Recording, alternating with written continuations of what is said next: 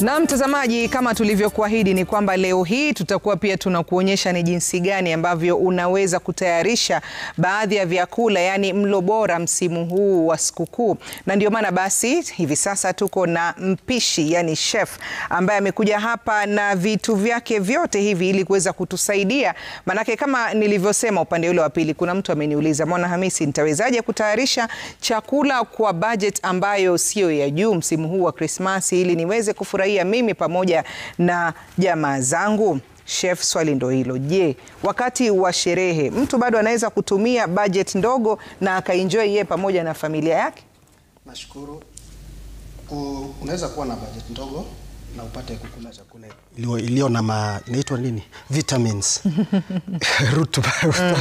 So nitawafundisha jinsi ya kutengeneza chakula kwa njia rahisi na kutumia zile vitu zinapatikana haraka haraka. Na mbali na hivyo pia tunataka utueleze jinsi gani tunaweza kutengeneza chakula kiwe na lishe, afya bora bila kupoteza ladha. Manake watu wengi wanaamini kwamba ukila chakula healthy huwa hakina ladha. Ni kweli? Na si kweli. Chakula healthy kina ladha, inategemea venye utakipika. Ndio kwa sababu tuko na njia tofauti tofauti za kupika, na hizi njia zote ziko na sababu kwa nini chakula inapikwa hivyo. Sawa, ni msimu wa sherehe. Asubuhi watu wanahitaji kula, mchana watu wanahitaji kula, jioni watu wanahitaji kula. Wewe kama chef, ungetoa ushauri gani wakati mtu anapoandaa pengine breakfast yake msimu huu? So mtu anapoandaa breakfast yake, na unafaa uangalie breakfast yako iko na vitamins zipi. Unafaa kubalance sahani yako. So sasa hivi nitawafundisha venye tutatengeneza breakfast yetu iliyo rahisi na yenye unaweza kuwa si chakula kenye boring food. Okay. Yeah. Nice. So straight away nitaonyesha vile tutatengeneza chai. Chai ya kwanza tutatengeneza itakuwa inaitwa chai ya kawaida, lakini iko na tunaita lemongrass. This is healthy. So tutatumia hii hata kama tutatumia majani ya kawaida, lakini tutatumia hii kwa sababu ya ile aroma yake. Ile aroma yake. So tutaiweka kwa maji hapo kwa sufuria na moto wetu, and then tuongeze maziwa. Najua mmesikia lemongrass, mkajua maziwa itakatika. Mwanzo chef, kuna swala, endelea tu. Kuna wengine wao wanapata changamoto sana wanapopika wanapopika chai ambazo zina viungo, especially tangawizi na chai ya maziwa. Kwa nini huwa inakatika na inastahili kutiwa wakati gani? Tukiongea tuendelee, manake nimejaribu kujiuliza swali hata mimi, mbona nimejaribu kupika mimi mwenyewe ikatike, imekataa. Nimejaribu mara kadhaa. Ya, najaribu naweka veje tu nimeweka hiyo hivyo. Nimeweka hivyo na nachukua nini jinja yangu naipiga na hapo ndani, lakini iko tu sawa. Haikatiki. So nataka mwenye yake nakatika anionyeshe venye nakatika, tukatike naye. Lakini maziwa ndio sio mazuri. Labda maziwa wanatumia ndio sio mazuri. Haya, sasa pale chai inaendelea kuiva, hapa naona vitunguu. Tunatengeneza nini? Vitunguu asubuhi tunatengeneza omelette kama nini? Sasa chakula, ukisikia mtu akikwambia chakula chake akimfurahishi, ni kukula chakula type moja kwa njia bila kubadilisha kuipika. Tuko hapa na arrowroot, nduma. Zimechemshwa tu. Watu wengi tunazikula hivi. Hivi ndio inajulikana kuwa healthy. Lakini kuna bado nyingine unaweza ipika ikuwe tamu na bado ni healthy. It's a healthy starch. Okay. Yeah. So tunataka kukaanga nduma. Tunakaranga. Matuambia tusitumie mafuta, lakini tuwakaranga. Mafuta tunatumia ni ile mafuta nzuri inaitwa olive oil. Okay. Yeah. Tunatumia olive oil kukaanga. Na si ati nasema olive oil nzuri utumie nyingi. Kwa wastani. Tumia kiasi.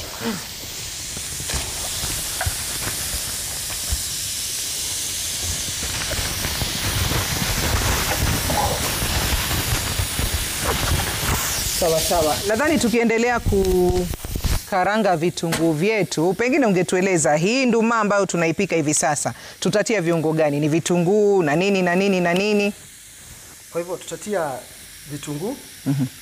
Hii vitunguu nimetumia kitunguu 1.5, nduma ni 2, and then tutaweka nyanya, tutatumia kitunguu saumu, na tutumie mafuta yenye nimewambia olive oil.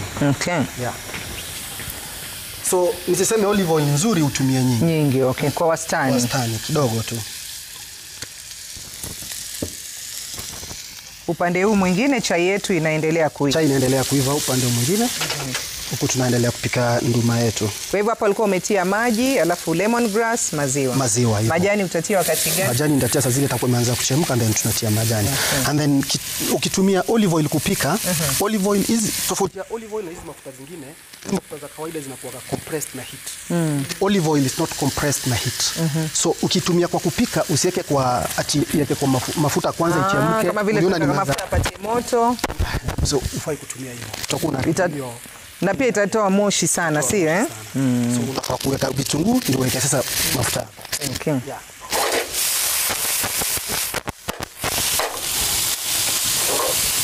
So kitu tunafanya, tuna sweat the onions. Tukisha sweat onions, nduma tulikuwa tushachemsha. Ndio viko tayari hivi. Tuna sweat tu ipate that ladha yake, aroma hiyo. Sikangi kama ile ya kushika kabisa. Alafu sasa za zile inaendelea kuiva na naongeza. Ndio sasa inakuwa na hiyo ladha, inaiva na hiyo ladha ya vitunguu. Okay.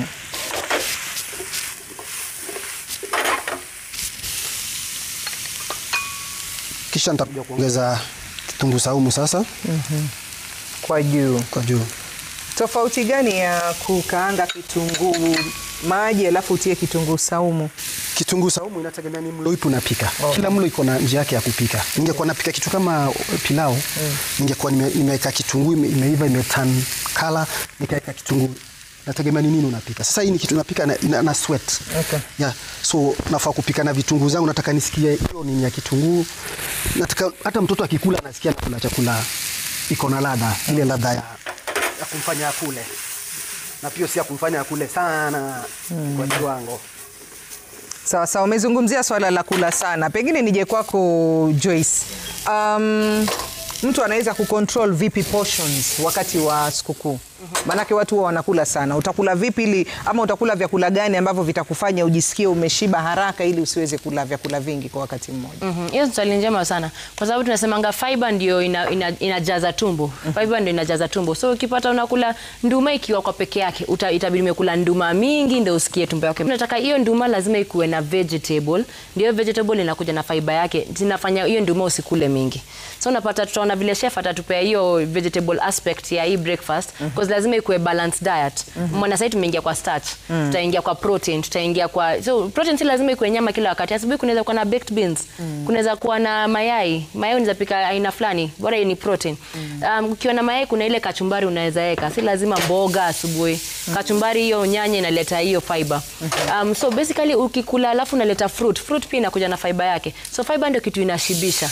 Na nimefurahi vile mtu wetu chef amesema olive oil usiweke kwanza. Kwa sababu tulisema show nyingine mafuta yako haifai kutoa moshi. Ikitoa moshi umeharibiwa mafuta. Itakuwa haina maana tena kabisa. Na pia amesema olive oil ni bora, haimaanishi unatumia mkebe yote sasa unatumia kitu bora sasa unataka utumie wale wa kupenda kupika mboga mpaka hiyo mafuta yatokee. Hiyo wanaharibu. Hiyo ni kutumia mafuta sana. Hiyo umetumia mafuta mingi. Labda maana kuongelelea hiyo bado kuna ile medicine tunasema saturated fats. Sawa. Unatafuliza. Good. Wengine wanasema hadi sijui unaweka mwiko hivi. Ukiweka mwiko across hivyo haimwagiki. Inamwagika bado.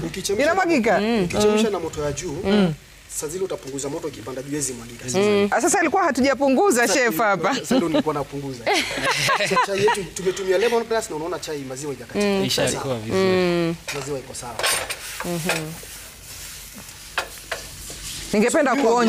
Ningependa kuonja hii chai manake lemongrass nimetumia kwa chai ya rangi. Sijawahi tumia kwa chai kwa maziwa. Naitumia kila siku. Bora kabisa. Wacha chef atakuwekea. Mzuri sana. Hiyo tuhesabu kama fiber. Hiyo ni taste. Hiyo ni taste. Kwa sababu lemongrass au utazila. So fiber itaingia kwa chai. Tuambie lemongrass tuila vipi? Lemongrass inakuliwa kweli chef? Mimi sijaona mtu akila. Lemongrass maybe nikimarinate nayo kitu kama. Kumarinate, yes. So ukiblend na herbs zingine. So lemongrass chicken. Unatumia unachanganya nini na nini? Unachanganya na herbs zenye unataka kutumia kumarinate kama rosemary, mint.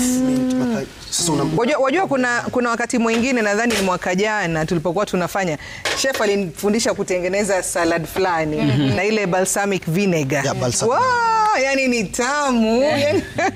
Nashukuru, na leo pia ameniambia kumbe naweza kutumia lemon grass kwa maziwa. Kwa kuku marinate. Marinate blend kwa ile fine ground kabisa. Sawa sawa.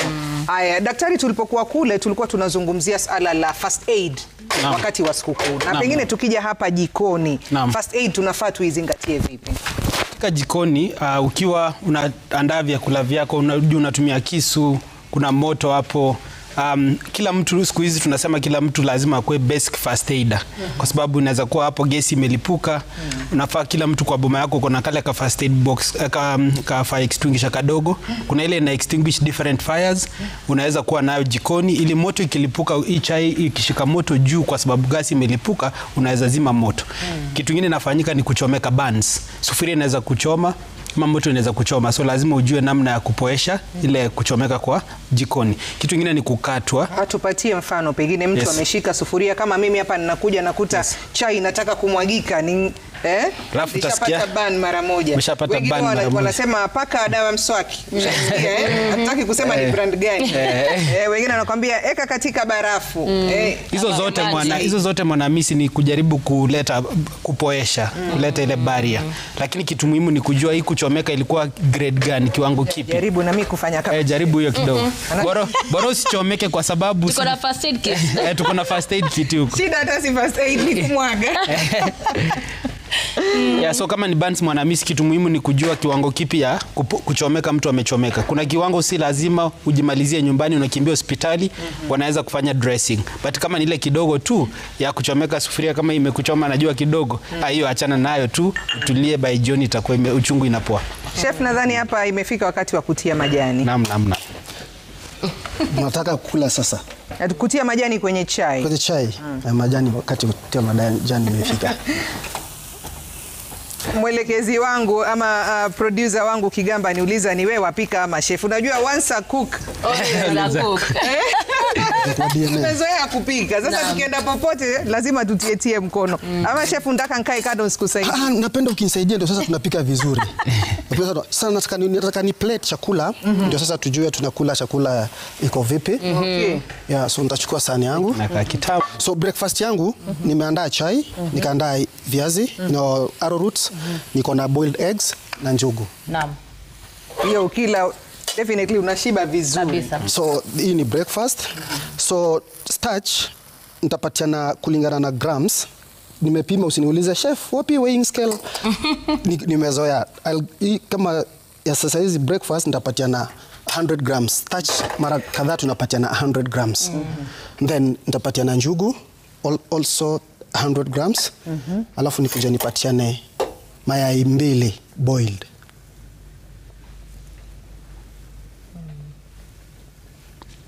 Mayai 2 boiled. So hii nikikuongeza na chai, unaenda ukaa kwenye ofisi, imetosha. Washiba ushibi? Hii washiba. Na vyema pia kuzingatia ameacha ngozi kwenye njugu. Hiyo inaleta. Nilikuwa nataka kumuuliza mbona hatoi. Iko na fiber. Ongeza hiyo fiber. Iko na calcium pia. Njugu. So vyema kabisa. Watu wengine pia unaweza ongeza kachumbari on the side. Kuleta hiyo vegetable aspect na kuleta hiyo fiber. Ndio usipate unaenda kuongeza hiyo nduma. Ukikula hiyo mboga, hiyo kachumbari, mayai, njugu unapata. Sawa sawa. Kwa hivyo breakfast yetu iko tayari. Nataka kuwapatia chai, tumalizane na breakfast sasa. Okay. Kwa hivyo hapa chef ametupikia nduma, lakini nadhani pia unaweza kubadilisha. Unaweza pika saa nyingine hata muhogo pia unaweza ufanya. Muhogo unaweza upika hivyo. Gwashe, viazi tamu. Viazi tamu hatutii chumvi. Hatutii chumvi. Viazi tamu hatutii chumvi, tunakula hivyo. Okay. So nitawapa chai. Na ukiamua viazi vya kawaida kuvifanya vile ni sawa? Viazi vya kawaida Irish potato. Ni sawa. Lakini sasa ukitaka healthy starch, hivi ni vizuri kuliko viazi za. Kuna yule mwingine ambaye akiona kama hivi, najizungumzia mimi mpaka nipate kama kamkate hivi ama kanini ni ile hivi, ni sawa? Sasa hiyo ni starch ya mkate na starch ya viazi. Sasa tuburudishe ironi. Mwanamisi kwa medical sasa, hapo ndio medical inaingilia. Ukiongeza starch kwa starch nyingine na nutritionist atakueleza you are taking excess calories. Na excess calories mwili hizi zieka inazigeuza zinakuwa mafuta. Nikiamua napunguza hii, niweke slice 2 za mkate. Labda utoe hii yote. Kwa sababu nipunguze nusu. Portions maybe. Nikiongelelea mimi kama mpishi, najua tunakuwa na challenges mingi. Hizo ndo maswali tunaulizwa na wageni wakiwa wamekuja. So mimi nawapatia kama example kwangu. Na labda kitu inatumika kwangu haiwezi kuwa inatumika kwako sometimes. So unafaa kuelewa kwanza mwili yako. Mwili yako ina respondaje ukikula kitu fulani na fulani. Okay. So ndio ujue utakuwa unakula kiwango kipi. Pia kazi ile unafanya. Sawa sawa. Inaamua ile kitu utakula. So kama mimi mwisho ukiniona nilikuwa na kilo ngapi? Ile picha ambayo mwanzo tumeiweka kwenye ninio alikuwa na mwili. Nilikuwa na 104. Na umefanyaje mpaka saizi umeweza kupunguza? Chakula, portioning control. That's what I'm doing. Saizi umefika kilo ngapi? 78. Naam. That's great. Na unapika. Na ninapika, imagine, na naangalia weight yangu. Naam. So inawezekana na inabidi to lose, kama ni lose weight to lose kwa ile njia healthy. Okay. Na healthy way. Usijinyime chakula tunataka lose weight. Na unakula vizuri lakini portions. 80% ama mimi usema 70% ya kuwa healthy ni kuangalia chenye unakula. Yeah. Si ati umenona ati ni ubaya, ni mwili imeweka energy. Mbona nikikupa nini tofauti, hata hii si lazima pia ikuweka hiyo nduma ama hiyo cassava. Unaweza weka pia ile Irish potato lakini ubakishe ile ngozi. Uoshe vizuri, ile ngozi bado inalika. Uoshe vizuri tena upike hivyo hivyo. Napenda kama mtu anaweza hata tu hizi nini za chips, hizi Irish potatoes. Mostly hiyo ngozi ni nzuri sana. Ngozi nzuri sana. So chai nimewaandalia, breakfast tuko nayo. Naomba mnaweza kusample, mniambie venye kuko. Sawa, tukiendelea kusample tuambie tunakula hapa, lakini tunataka kujua lunch tutakula nini. Watu wako kwenye sherehe huko. Najua tuko kwenye sherehe, so lunch. Kwenye sherehe kuna ule ambaye ameangalia hivi akaona hapa alikuwa anahitaji pengine ka sausage, hajapata kanyama, ataweza kusupplement vipi hiyo? Ndio lunch ikipigwa iwe iko sawa. So niko na nyama, nataka kupika lunch. Nyama niko na lamb chops. Chakula chetu ndio hiki. Napika lamb chops. Halafu niko na mamboga hapa. Na niko na matoke. So tutapika matoke na hii. Sawa sawa. Yeah. Kwa hivyo nyama tunaifanyaje? Nyama tunai grill kwa pan. Nimesema tunazingatia mafuta na tunazingatia pia venye tunakula. So tutai grill kwa pan grilled. But kama uko na oven, unaweza tukishai marinate unaweza kwa oven itaiva hivyo bila kutumia mafuta mingi. Okay. Lakini hata hapa kwenye tutapika hatutatumia mafuta bado. Ile mafuta tutai marinate nayo ndio tutatumia kuipika. Yeah. Sawa sawa. Kwa hivyo tutaanza na nini? Tutaanza na kumarinate lamb chops. Tukisha marinate lamb chops, endelea huku sisi tukionja tu kama iko sawa ama tutaongeza nini. Mniambie kama iko sawa ama tutaongeza.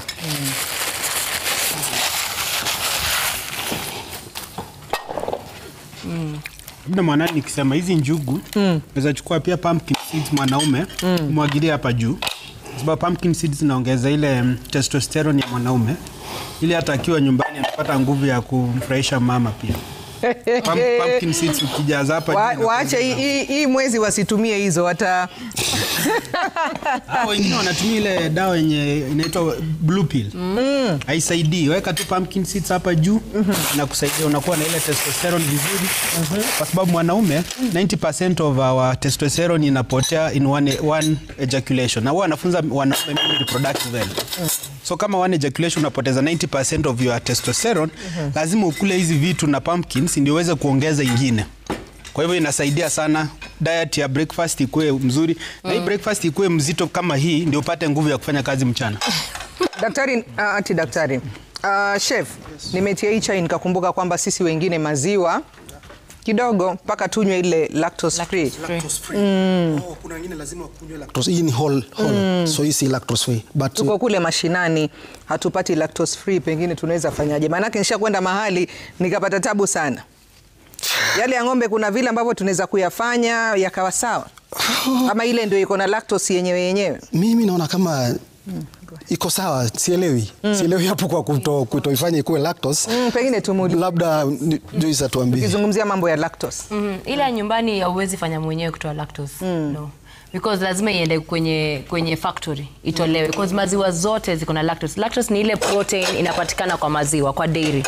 So maziwa yote iko na hiyo lactose. So lazima ipitie factory watoe hiyo lactose ndio iwe lactose free. So kama uko nyumbani na huwezi kunywa maziwa, itabidi tu umeepuka utumie strungi, alafu ikifika maybe baadaye utumie zile yogurt. Tunapata watu wengine ile yogurt na wako hawatumii fresh milk, bado iko sawa nao.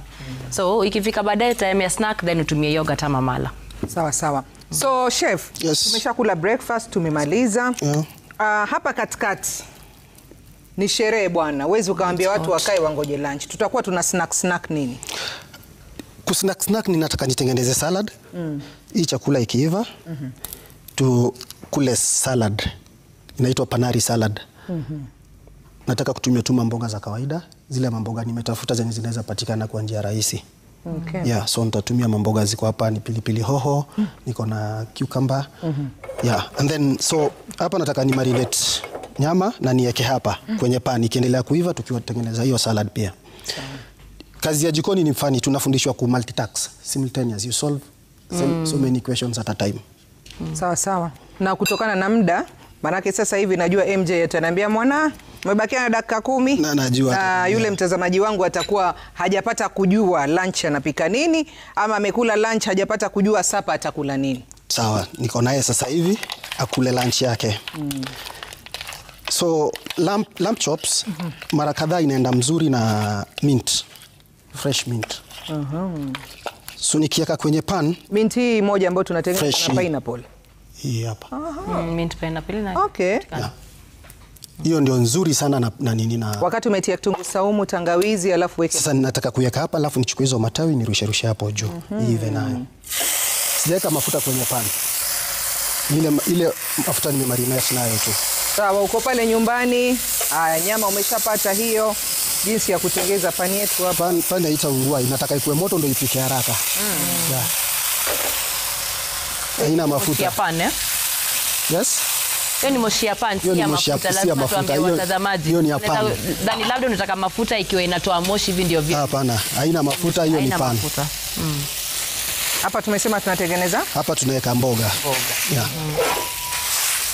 So mboga nitapika na butter. Healthy. So chai.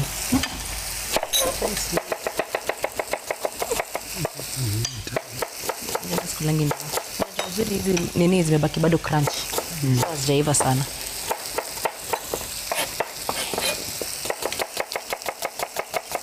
But it is good. sawa. Ginger imebaki. Angetumbukiza ginger, timasala hivi. Home and dry. Kama unataka iwe spicy, sio? Spicy tea. Nilipika hivyo, wengine wakaniambia chef umepika pilau chai. Pilau. Jaribu kupika hivyo, nikaambiwa chef hiyo si chai, sasa hiyo pilau sasa. Hiyo ni watu hawaielewi. So tutaweka mafuta. Nimewambia tunapika na butter. Salted ama unsalted? Unsalted. Unsalted butter. Na butter pia inaungua kwa haraka, so pia ukiweka unaweka vitunguu kwanza ndio uweke. Naona nimeweka dakika kidogo ishashika moto. Sawa, sasa chef, wakati tunapopika tumesema msimu huu watu wanapika vitu vingi, na katika shopping list utapata mtu amekwenda amenunua mafuta geleni kubwa, maana anajua hizi mafuta lazima yatatumika sana pale nyumbani. Lakini pengine utueleze ni mapishi ya aina gani mbali na hii ambayo tumeona hapa, ni nyama umeweka bila mafuta, vitu gani pengine tutakuwa tunapika na hatutumii mafuta mengi? Kuna chakula aina mingi unaweza pika bila kutumia mafuta mengi. Kuna chakula tunasema kama zile tunasema tuna boil. The boiled foods. Sana sana ukitaka kupunguza uzito, the boiled foods ni nzuri. Lakini pia ukizikula kwa sana zinakuwa boring. So unafika mahali unasema pana nataka nirudie chakula hiki cha kawaida. Hiyo chakula ulikuwa unapika boiled unaweza badilishia njia ya kupika. Inategemea ni part gani. Unasema kama hii kati ya hii yenye napika hapa, hii ni soft. Tender. Umechagua ile nyama ambayo Tender. changa. Yeah. So hivyo ndio venye nafaa kupikwa. Hapa hivi vitunguu vyetu mpaka viwe brown. Sasa unaona zimeiva kuliko zile za nini. Alafu nitaweka black pepper kidogo. Hii ni kidogo chef. Hiyo kidogo. Alafu niko na baby carrots. Azikatu zatiwa hivyo. Na hizi haitwaje ni Kiswahili? Hizi ni Kiswahili sasa. Cauliflower. Kiswahili. Pengine Kigamba tueleze cauliflower Kiswahili tunahitaji ama Nimrod atusaidie. Na broccoli atuambie. Cauliflower na broccoli tunaomba tujue kabla tutoke hapa. Tutaita maboga. Maboga haya.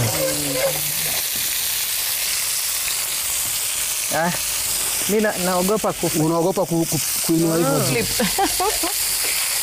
Wow. Na hatukutia mafuta hapo. Hatukutia mafuta. Lakini hapo tumezingatia nyama ambayo yenyewe ina mafuta. Nyama yenyewe haina mafuta hivyo nyingi, lakini ile nyama inaiva haraka pia.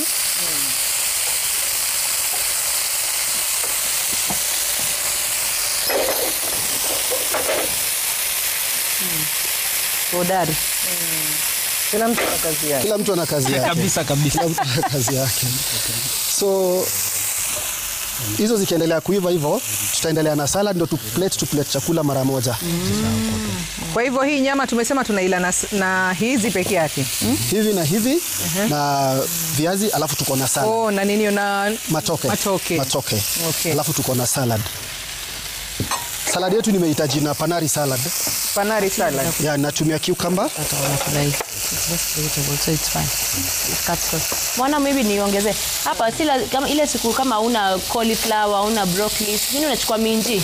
Ya unaweza chukua minji. Kwa zile colored hoho, zile ya red, yellow, green unatumbukiza. Hiyo pia inakuwa vegetable. Tunaita pan fried vegetables. Sio chef? Yeah, itakuwa pan fried vegetables. Na pia kama unaweza grill, unaweza zimarinate na balsamic vinegar na ugrill.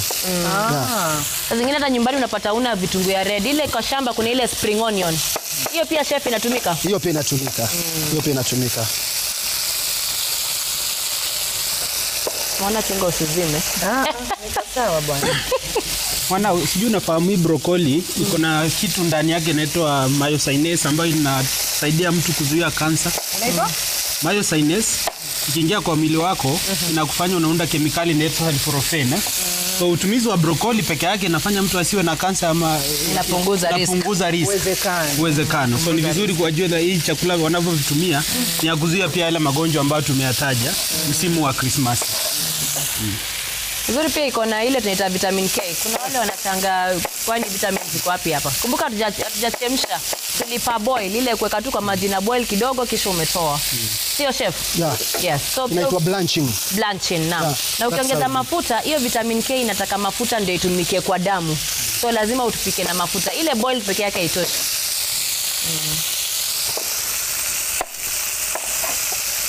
Hii nyama pengine chef inastahili kuiva kama kwa dakika ngapi? Maanake kuna swala ambalo hapa tulizungumza tukiwa pale. Tukasema baadhi ya matatizo ya kiafya ambayo watu wanapata wakati wa msimu wa sherehe ni kupika vyakula katika muda mfupi. Haviivi vile inavyostahili. Sasa nyama kama hii tumesema kwamba iko laini. Ama tuangalie nini tujue hii nyama imeiva? So nyama, kitu ya kwanza ukikuja kwa hoteli ukinitisha nyama nitakuuliza unataka medium, unataka rare, na inategemea ni part gani unataka. Unataka well done ama unataka part ipi? So ukiniambia part yenye unataka, hapa iko sawa. Ukiniambia ile part unataka, nitakwambia mimi, nitakwambia venye inafaa kupikwa. So kama hii tunaipika nyama yenyewe ni soft. So tunaipika kwa muda tu dakika 5 itakuwa imeiva sides zote. Na itakuwa imeiva hadi ndani. So haitakuwa na nini yote, madhara yote. Inalingana ni katipi unatumia. Kuna nyama unapika hata 2 hours.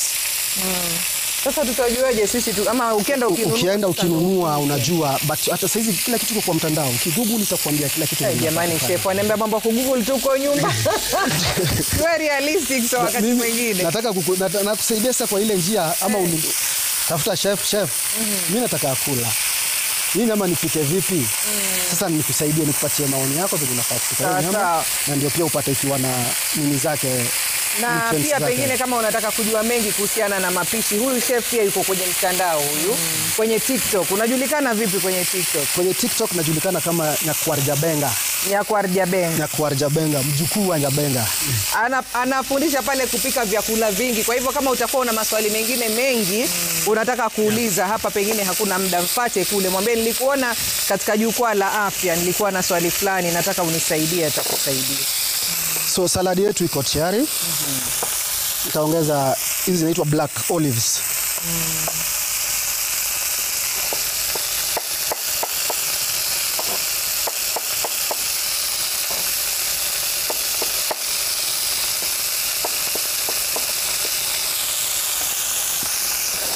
Nitaitia black olives. Nikishatia black olives, nitie black pepper. Black pepper by the way ni healthy. Ndio unaona natumia sana. Black pepper ni healthy sana kwa afya yako. Nitumie chumvi kidogo. Saidia nini black pepper?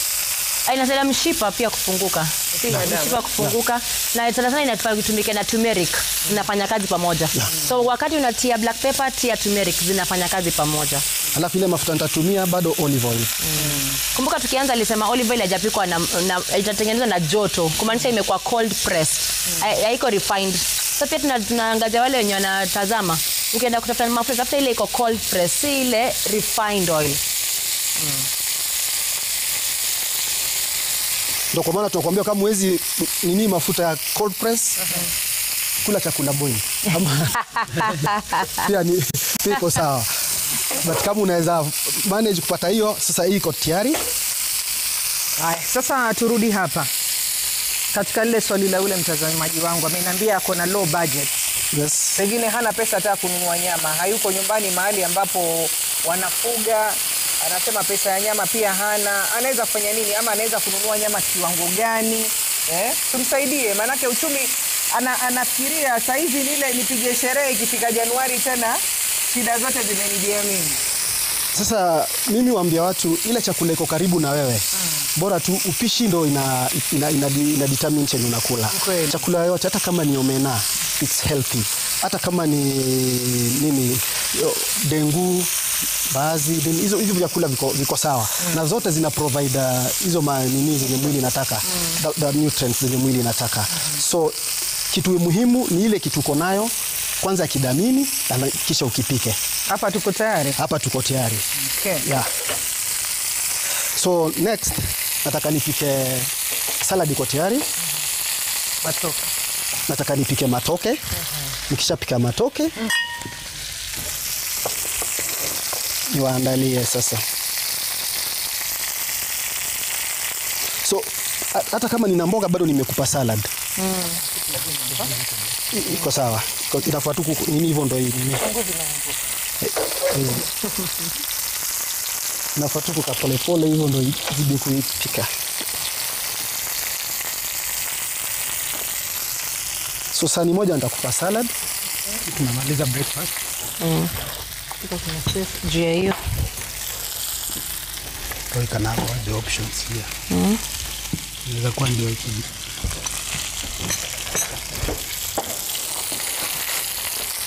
So nataka kutengeneza mint yenye nimekuambia hapa.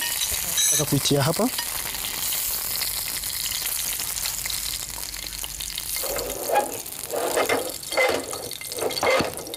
Hapa nitaongeza bata kidogo. Natengeneza sosi ya hii nyama. Nichukue mint.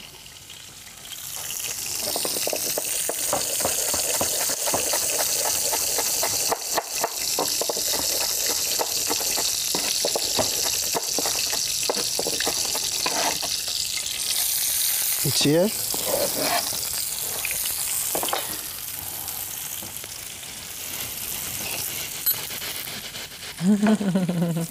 Then nichukue cooking cream. Nitie kidogo pia. Wow. Nichukue light soy sauce. Nitie kidogo. Okay. Kisha nichukue nyama zangu nizirejeshe hapa. Nilikuwa nafikiri tunachocha kando. Nataka nizirejeshe hapa zikule sauce. Sasa ndio ipate hiyo mint ingie ndani. Nataka sasa venye mint inaweza kuwa na mint ndani kabisa. MJ anasema no? Labda nitaje kitu. Kuna wale wanataka kupika na maziwa. Kumbuka chef amesema cream.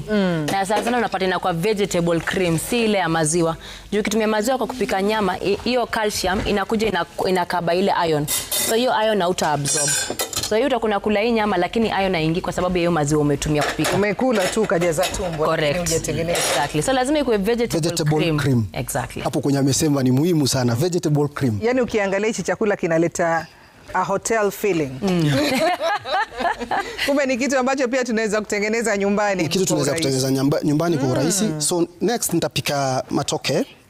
Matoke nataka tu kutoss na parsley. Sawa sawa. Weka bata kidogo. Lete matoke zangu hizi nimechemsha tu. Unaweza zikula hivi, it's healthy. But ukitaka pia kupata hiyo ladha zaidi, unaweza zitoss. Na chumvi. Nachemsha na chumvi. Okay. Nachemsha na chumvi. So ukitaka kupata hiyo ladha pia kiwe bora zaidi, unazitoss na nini? Na bata. Sawa sawa. Wakati tukiendelea, naarifiwa kwamba tunastahili kupata mapumziko kidogo ili tupate matangazo upande wa pili, kisha tuweze kuwafahamisha baadhi ya taarifa ambazo tunakuandalia itakapotimu saa 7 kamili. Kwa hivyo hapa chef, pengine utupatie tu hizo ingredients ambazo unatumia hapa, manake tukirudi tutapata kwamba matoke yetu yako tayari. Yeah. So tumeweka bata kwenye pan. Yeah, tunaweka parsley, hii matawi hapa. Alafu tutumie viazi tu hivyo. Hakuna vitunguu, hakuna sieki vitunguu, sieki tomato cause niko na vitunguu huko kwingine. Hapa niko na mint. Najaribu kuweka ili kama kuna kitu ndani na mwili yako uko sawa. Okay. Sitaki kupatia kila mahali vitunguu, kila mahali pilipili hoho. Okay. Yeah.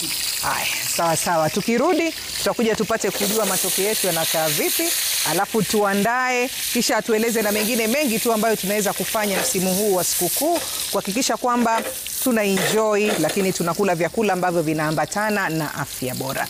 Hayo yote basi ya kuja kuonyesha ni yapi ambayo tutakuwa tumemalizia ni baada ya muda usiokuwa mrefu.